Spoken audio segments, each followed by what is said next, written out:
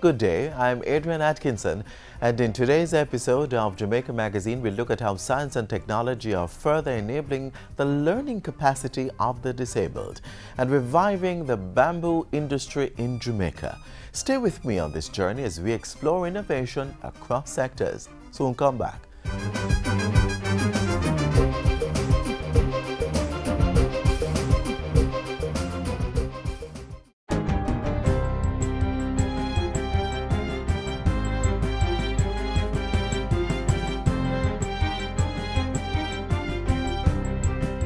Good day, I'm Stacey Ann Smith and this is your GIS News for Wednesday, January 28.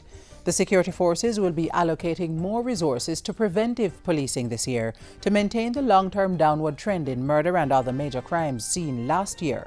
National Security Minister Peter Bunting gave that update in a statement to Parliament on Tuesday.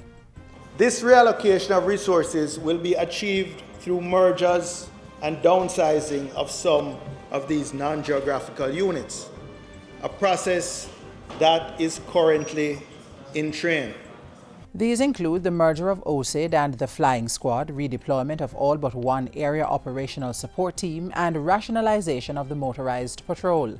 The Proactive Investigation Unit, Street Crime Unit, and Fugitive Apprehension Team in each division are also being merged to create a proactive investigative team.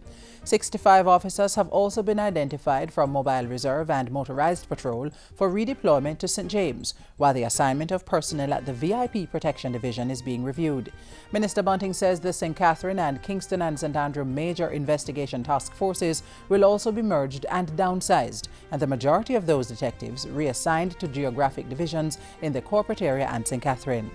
The return of the murder investigators to geographic divisions, which will commence on the 1st of February, is geared at significantly increasing divisional capacity to investigate and clear up murders.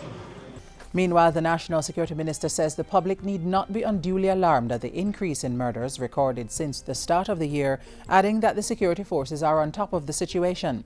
If the current rate of 3.2 murders per day continues, January could end with 100 murders.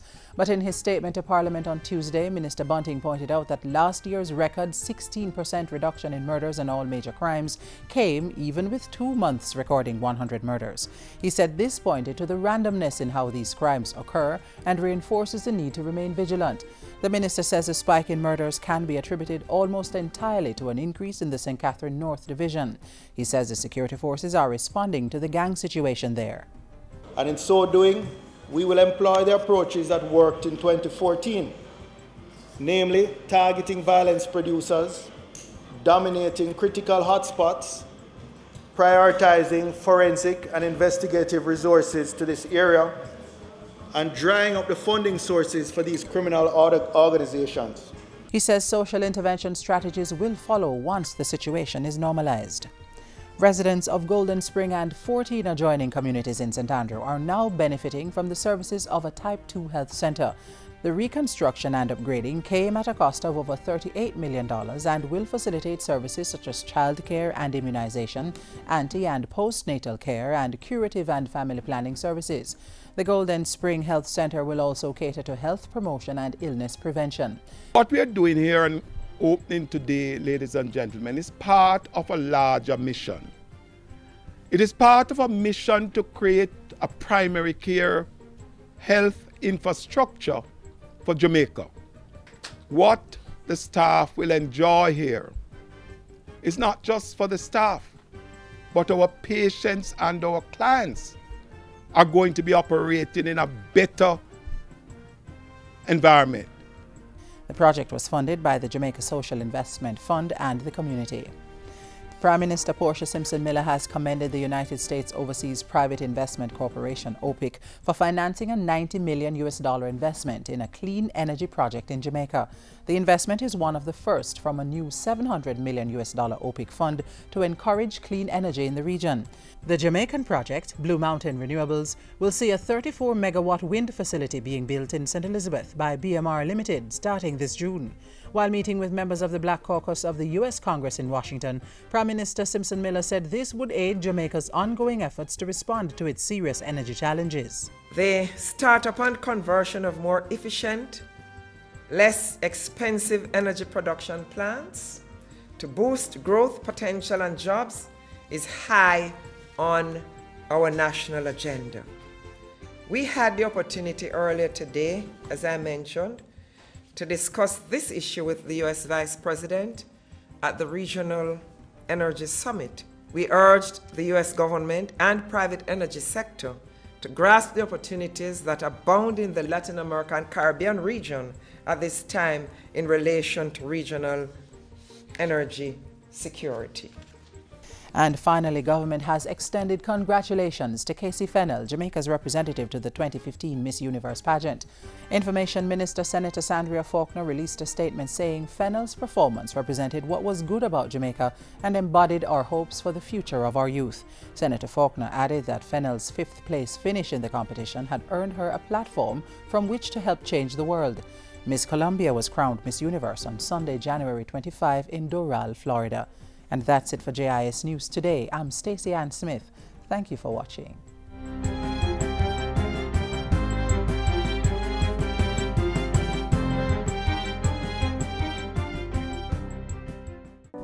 I had a plan for my life. I was going to be a doctor. I was going to be the first in my family to do great things. Then a friend of mine sold me into prostitution. You mash up my life. Stop human trafficking. It destroys lives. If you or anyone you know has been a victim of human trafficking, call 811 or 1-888-PROTECT. Be wise. Open your eyes. Spot them. Stop them. A message brought to you by the National Task Force Against Trafficking in Persons. The use of technology to enhance learning is an effective approach for many children. For students with disabilities, technology affords them the opportunity to use their inherent skills and talents to work around their challenges, allowing them to reach their full potential. Next, we learn how assistive learning technology is being used to address learning disabilities in strategic priority number 5, social inclusion and protection.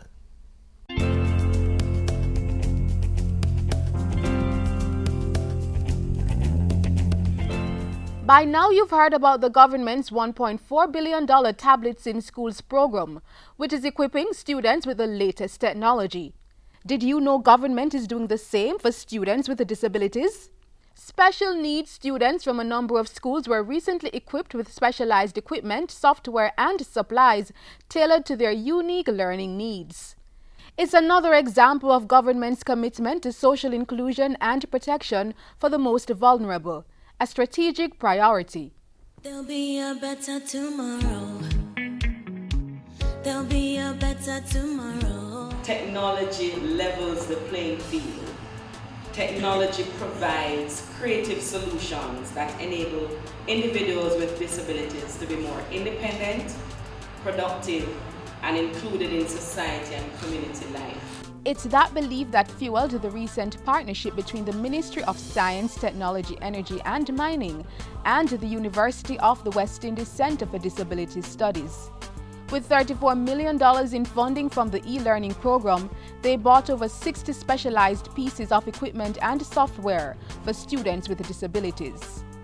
The specialized pieces of equipment and software constitute the latest and most modern that is available for different types of disabilities. Consequently, the deaf, the blind, physically disabled, and those with intellectual disabilities will be benefiting from this transformative initiative.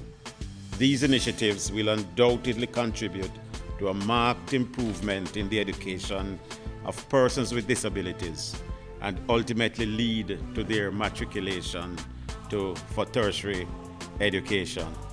The items include a job access with speech, JAWS software that converts print to voice for blind persons. This is not the optimal screen resolution for the Intel left parent or right parent dual display mode. Then there's software for the deaf, which is in the form of sign language, production of videos, training, and management. Students who may not have the use of their hands get access to software that lets them speak, rather than type information into a computer. Where the blind is concerned, we have purchased equipment that will enable the Salvation Army School for the Blind now to prepare subject areas in maths, using the modern technology to draw circles, triangles, that sort of stuff, so that a blind person will be able to feel those shapes. The items went to 7 schools: the Salvation Army School for the Blind, Listomere Gilby School for the Deaf, Woodlawn Special School, Randolph Lopez Special School, Carberry Court Special School, Landila Special School, and Danny Williams School for the Deaf. And as a bonus, there is one school, a special needs school, Windsor. They will be, all the students and teachers there will be getting their own individual tablet computer. As part of the project, sign language will be incorporated in the teaching of mathematics, English, information technology, building construction, woodwork, and biology at the 7 institutions. It's anticipated that the use of these assistive technology will result in real life-changing experiences for the young people.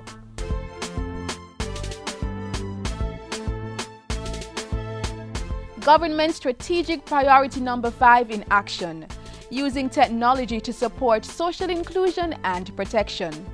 We believe that it is only when every single Jamaican has access, ready access, 24/7 access to computer technology, that will be able to successfully claim of bridging the digital divide, but more importantly, to enable our people to be on par with any country in the world. I myself have, benefited from this program, accessing the internet, having, special, fun, even getting researches. So I must say a very thank you to all of you. And I'm sure that these equipments are very well received, and it will help us towards, growing as it relates to getting jobs.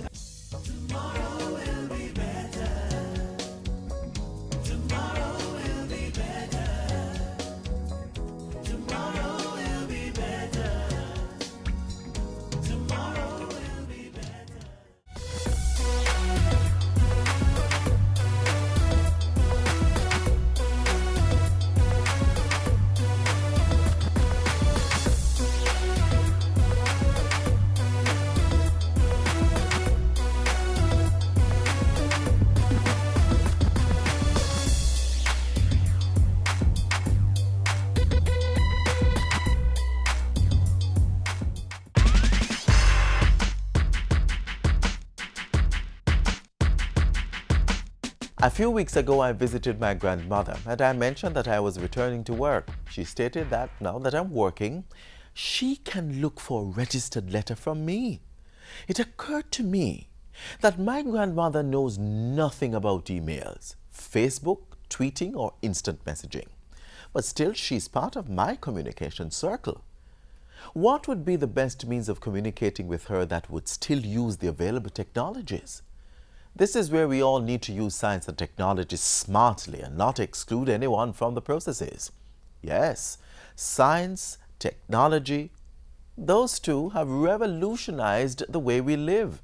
But there are times that these same advancements can create barriers, and we need to disconnect to reconnect with ourselves and others.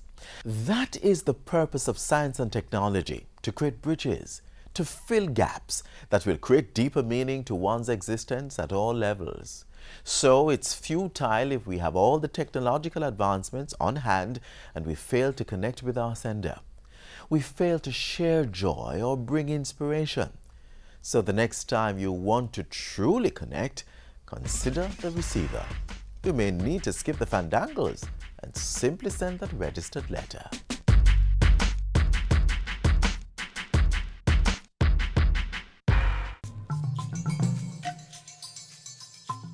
The Ebola virus is transmitted through direct contact with an infected person's blood or other bodily fluids like saliva, urine, stool, and semen.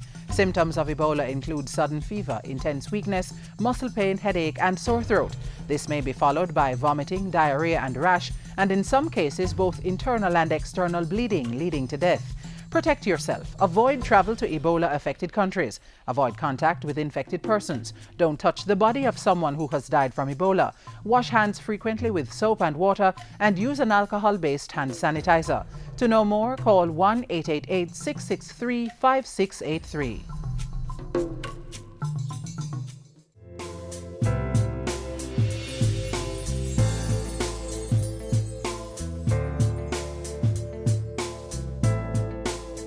From the moment we wake up, the water coming through our pipes to the paracetamol used to treat chikungunya, these are all brought to us courtesy of science and technology. In celebration of advancements made in the field, the Ministry of Science, Technology, Energy and Mining celebrated Science and Technology Month in November 2014. Here are the highlights.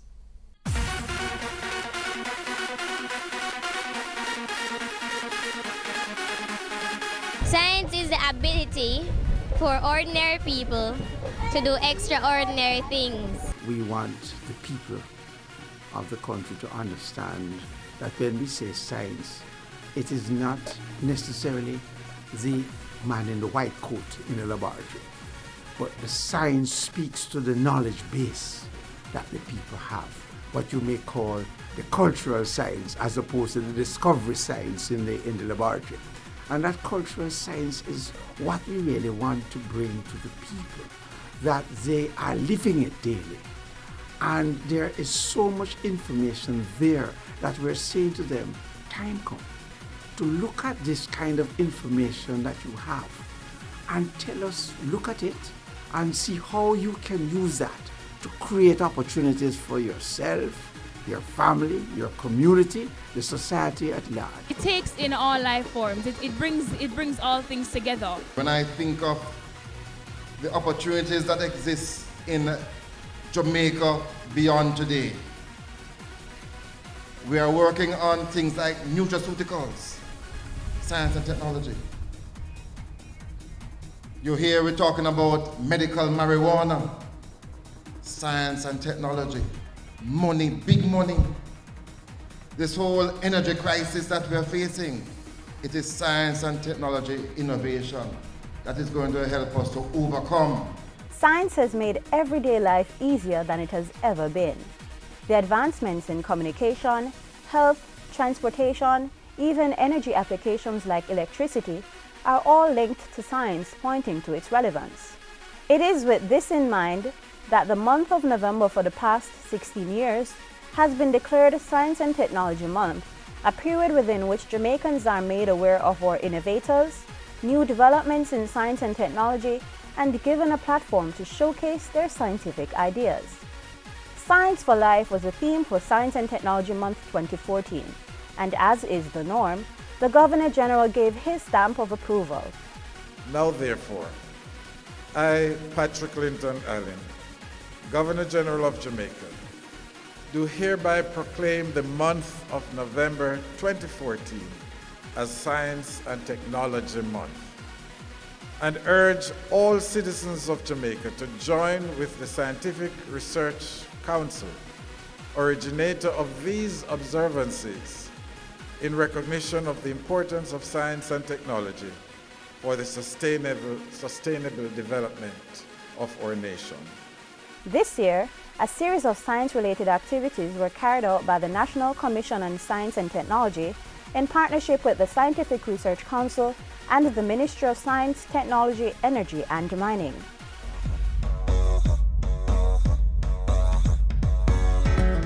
To start the ball rolling was the first meeting of the reconstituted National Commission on Science and Technology to discuss the establishment of nutraceutical companies in the coming year.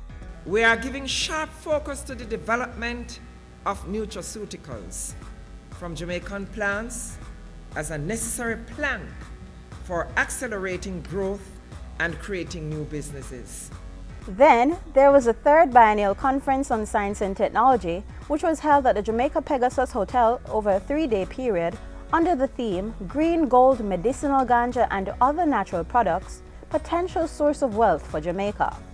The last day of the conference culminated with the National Awards for Science, Technology and Innovation, where outstanding Jamaican innovators and scientists were recognized and celebrated for their contribution to the field. The evening's prestigious 2014 National Innovator of the Year Award was presented to Mr. Harlow Main of Mainex Technology for his invention of the H2 Flex Hydrogen Hybrid project. While the National Medal for Science and Technology Award saw 3 nominees who have contributed to the field of science for over 20 years: Professor Gossett Oliver, Dr. Henry Lowe, and Dr. Terence Forrester. Dr. Henry Lowe emerged the winner. The monthly activities continued with the second staging of the Science in the Park Expo held at Emancipation Park in New Kingston. There were booths showcasing interesting innovations from students as well as information on careers and other opportunities in science. What we want to create are inquisitive minds. We want to create innovators, those of you who will use the information now to make money. And there's nothing wrong in becoming very wealthy, as we want all of you to become. Daryl Edwards, a 6th grader, was just one of the many young innovators on show at the science fair. She explains her invention. The Hydro EPS, what it does, it changes mechanical energy to light energy. So it's using water energy from the water to generate electricity. The month's activities were brought to an end with the Innovators and Venture Support Meetup as a follow-up to the National Awards for Science, Technology and Innovation. The event gave all awardees the opportunity to present their enterprises to prospective investors and business support organizations. Through it all, the public was kept up to date. A think tank session was held at the Jamaica Information Service to ensure that no Jamaican would be unaware of their role, whether as innovator or observer, in Science and Technology Month 2014. Let's all continue to join the effort to build Jamaica through innovation.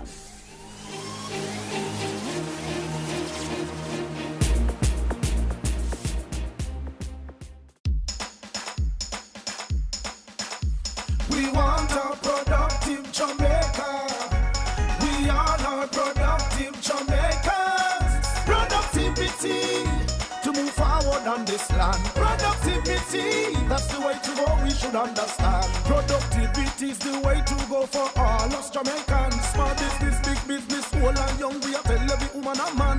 We want growth and prosperity for a better nation with a building plan. So we can build our product and sell our product and put more money in our hand.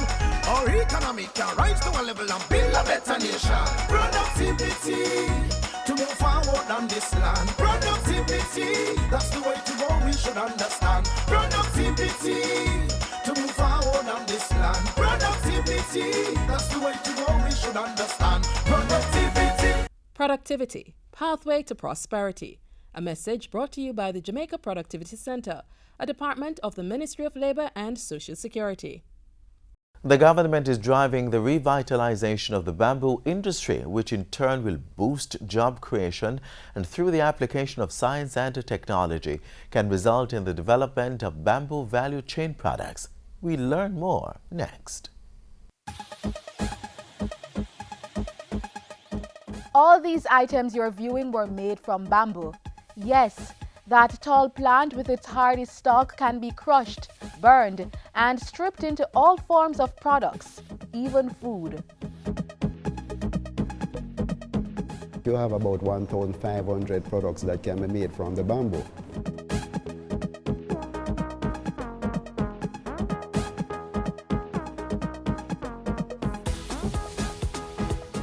The bamboo industry is big business globally. The plant, which is grown wild locally, is farmed and nurtured in many countries by companies that manufacture bamboo products such as charcoal. Wide-scale planting of bamboo is also said to help mitigate the effects of climate change. It is one of the best plants that what we call sequesters carbon, in other words, traps carbon from the atmosphere. And by trapping the carbon pollutant in the atmosphere, it in fact creates a better atmosphere and more healthier air for you to breathe, and also decreases the temperature of the atmosphere. With the potential for environmental improvement, coupled with the prospects for earning foreign exchange, for years Jamaica has tried to tap into this US multi-million-dollar industry. At last, with the right training and lots of passion, Jamaica is poised to gain some $24 million annually. The identified demand in the USA for Jamaican organic bamboo charcoal is now at 12 million pounds per annum. And I understand also there's some demand in Canada as well for this. Jamaica's bamboo industry is on the cusp of greatness. 2 years after becoming a full-fledged member of the elite international network for bamboo and rattan in BAR, the country was named chair of the over 40-member organization in 2014. The International Network for Bamboo and Rattan, for short, INBAR, is a government-to-government organization that one joins when you have bamboo in commercial quantities that can be in quantities that can be commercialized. We have got access to many of the resources that these 37 other countries have. They have technology documents for many different types of bamboo products. For example, the plywood. We have transfer documents from INBAR, and we got access to Indian standards and Chinese standards from the group. The Bureau of Standards, an international certified bamboo agency, has intensified its training in the area of bamboo production over the past 3 years. So much so that Jamaica is now exporting bamboo charcoal and manufacturing several value-added products, such as bamboo ketchup. The country is also to embark on the use of marginalized and mined-out lands for the production of bamboo plantations. Plus, Jamaica's first organic bamboo charcoal factory was recently opened in St. Mary. First of all, if you do not process the bamboo properly, you know that the insect, it's a kind of chichi, will eat that board. When you make it, it will go to dust. So we have to show them how to process the bamboo, to preserve the bamboo. In terms of making the board, you have to actually split the bamboo. They are familiar with using their machete to split. We taught them another way to get that split done more quickly. On a mission to develop a full-fledged standards-led, market-driven bamboo industry here in Jamaica.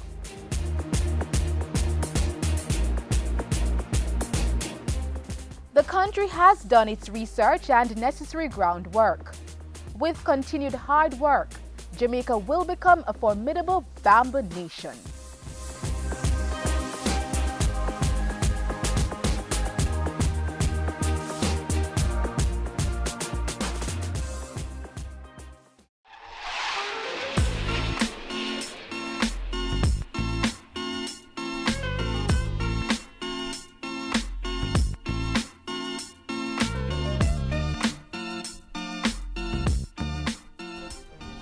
One of the most effective ways to communicate and stay up to date with the GIS is through our social media profiles, Facebook, Twitter, our website, and of course YouTube. So keep the link.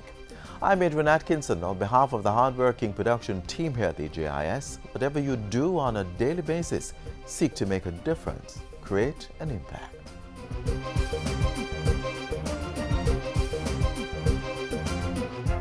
This has been a production of the Jamaica Information Service, the voice of Jamaica.